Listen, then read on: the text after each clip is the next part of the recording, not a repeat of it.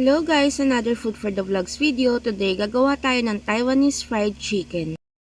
Hugasan ng manok at lagyan ito ng asin, paminta, garlic powder.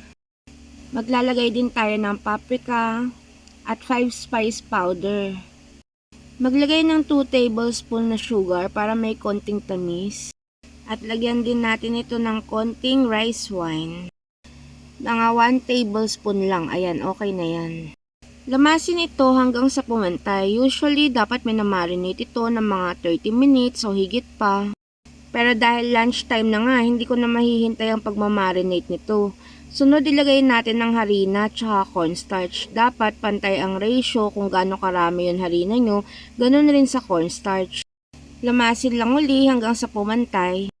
Tapos, i-set aside natin to. Gawa naman tayo ng pang-dredging natin. Harina lang at saka cornstarch. Ganon din yung ginawa natin dyan. Pantay ang ratio ng harina at saka cornstarch. Maglalagay din tayo ng paminta, 5 spice powder. Tara, magluluto na tayo. Mainit na mantika na pala yan. Bali yung marinated chicken natin, isasawsaw lang sa harina tapos ipiprito na natin. Pag golden brown na both sides, pwede na, luto na yun. Ayan, nakaluto na naman tayo ng panibagong pagkain. For the recipe, if you like the video, don't forget to click like and subscribe. Thank you for watching!